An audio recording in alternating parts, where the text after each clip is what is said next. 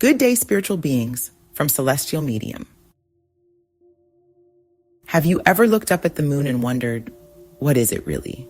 It's always there, silently watching. But behind that glowing face lies a veil of mystery that scientists still can't fully explain, and that mystics have pondered for thousands of years.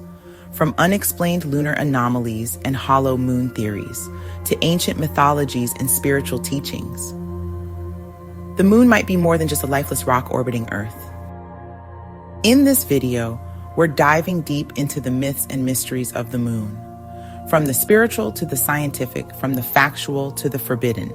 So buckle up. What you're about to hear may just shift your entire perspective. Long ago, before the skies were lit by silver, before the Earth knew the kiss of nightlight, there was no moon. Only stars, cold and distant, scattered across the heavens like ancestral embers. And then they came, two brothers, Wulwane and Impanku, ancient beings from the stars, watchers, wanderers, star people. According to the Zulu tribe, they descended not from the clouds, but from the far reaches of space. Beings not born of Earth, but of a more ancient order. They were not gods, but they were not men either. They came with knowledge, with power, and with a mission. And in their journey across the galaxies, they carried with them an enormous hollow world, a vessel, a craft, a celestial engine, the moon. Yes, the moon, say the Zulu elders, was not formed from dust and fire. It was brought here, towed into orbit around the Earth, as one would drag a chariot across the sky. The Zulu people say it was emptied, the inner mechanisms removed, to create a chamber, a base, a watchtower in the sky. And when the moon took its place in the heavens, the Earth changed forever. The seasons bent to its gravity. The tides began to swell and sway.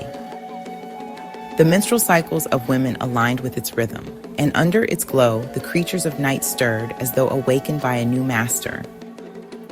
But the story grows darker, for the Zulu and others say the moon is more than just a station.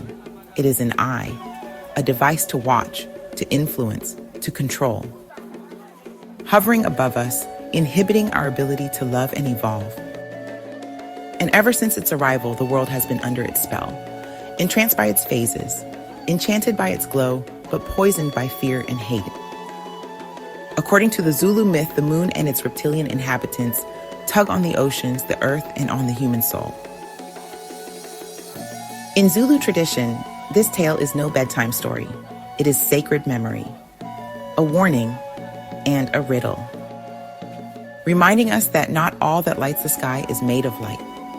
Some things are placed to be seen, and some are placed to see. Now, let's discuss the moon, its anomalies, and its spiritual effects.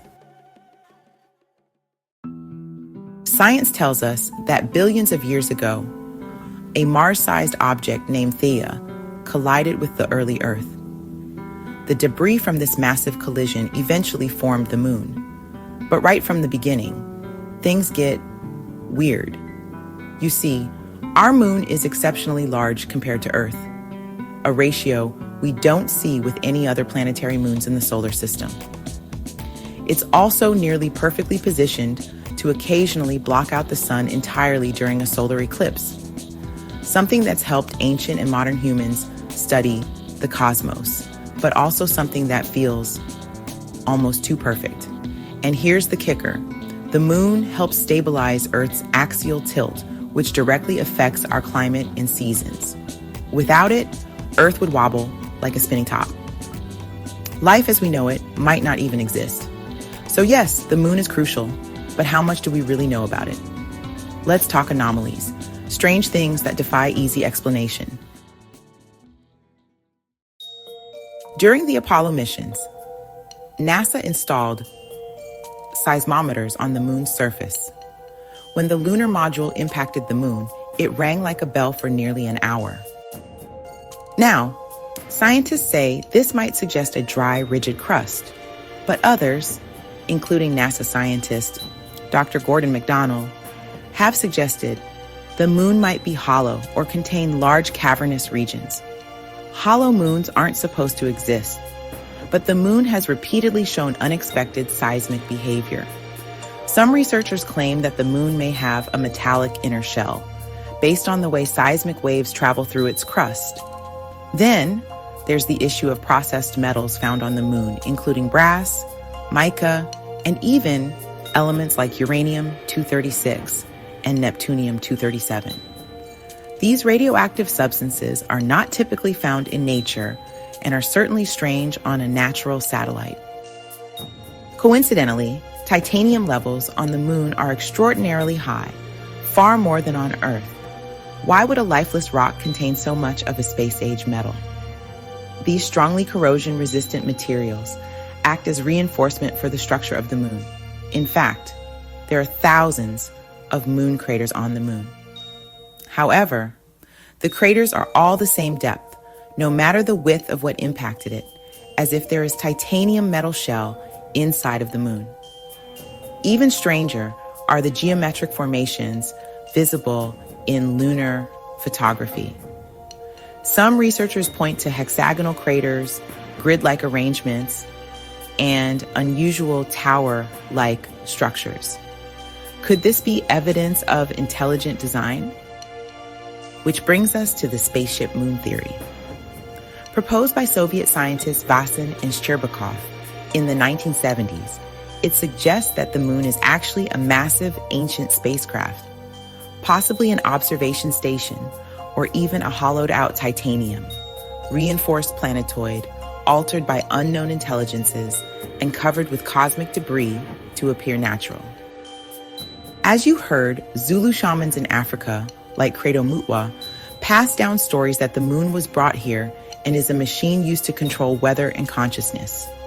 According to them, before the moon, there were no seasons, and there was a blanket of water vapor covering the planet. When the moon was placed, the vapor fell at once and created a cataclysm. The Zulu were aware that the moon changed tides and climates hundreds of years ago before science. So, is it possible that the moon isn't a natural body at all, but something placed here? The moon's orbit is nearly circular like a planet, much more so than other moons in the solar system, which tend to be more elliptical. It also rotates at just the right speed to keep only one face visible to Earth at all times, a phenomenon known as tidal locking.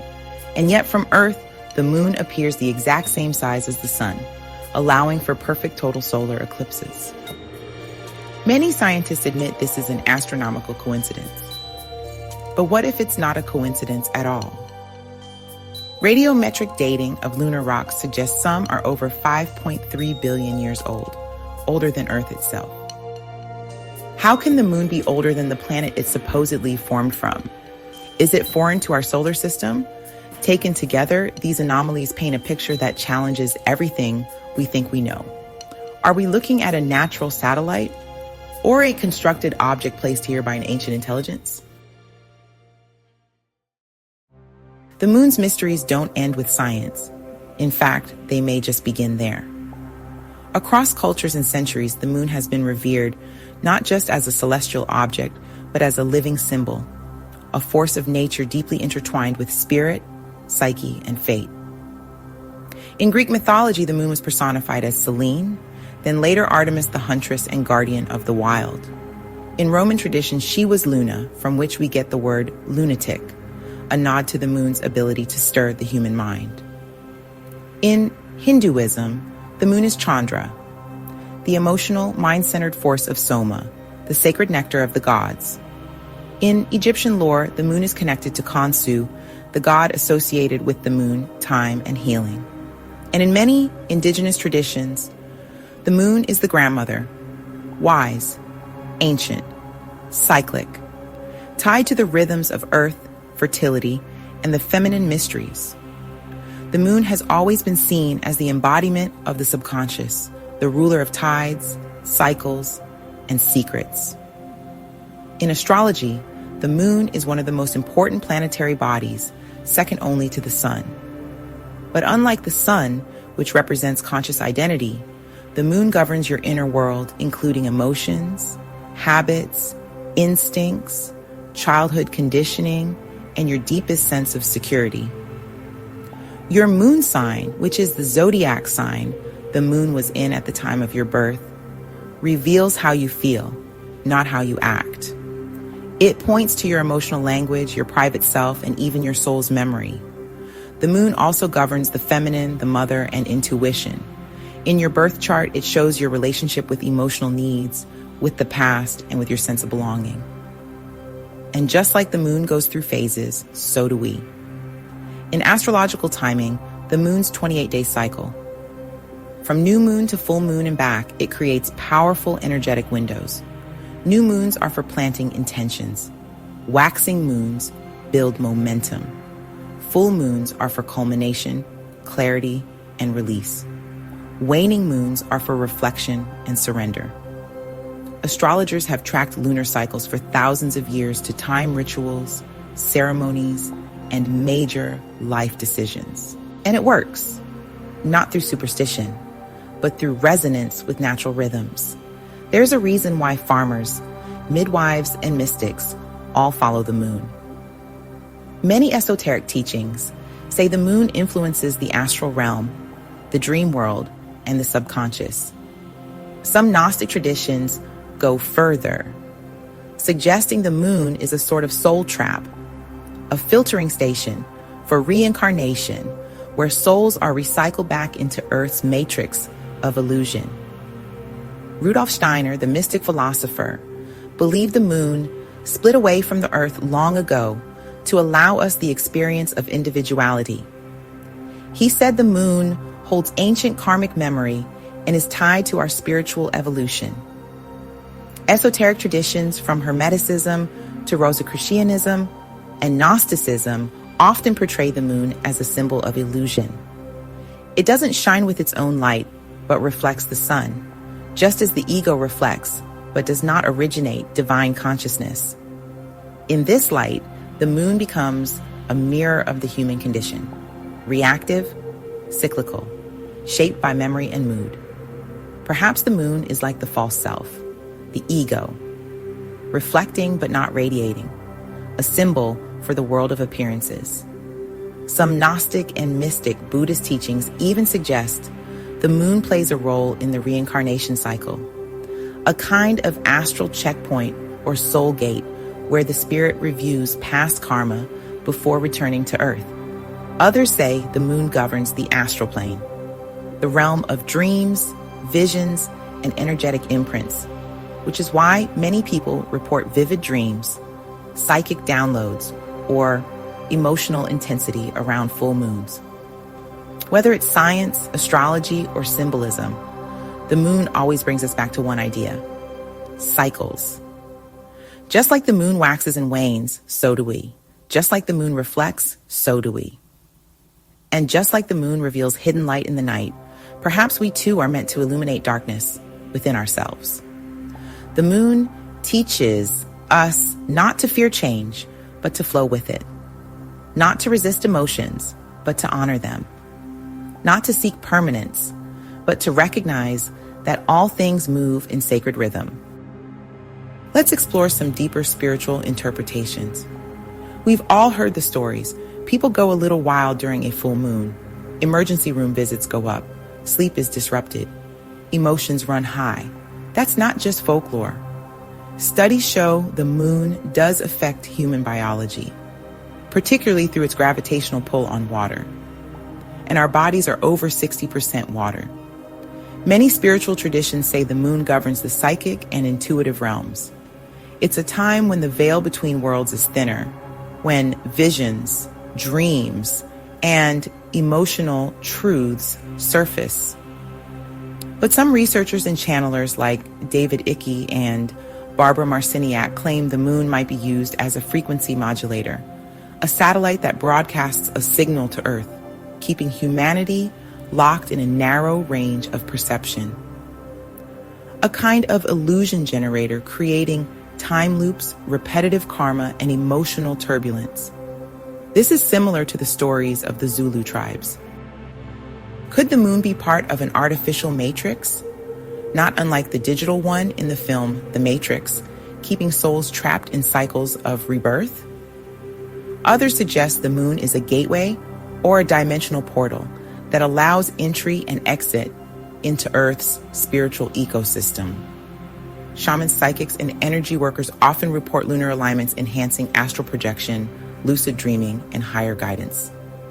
As a channeler myself, I was told by Egyptian god Khonsu that the moon was brought here to protect the Earth from catastrophic meteor and asteroid bombardments from a time when the cosmos were still being formed.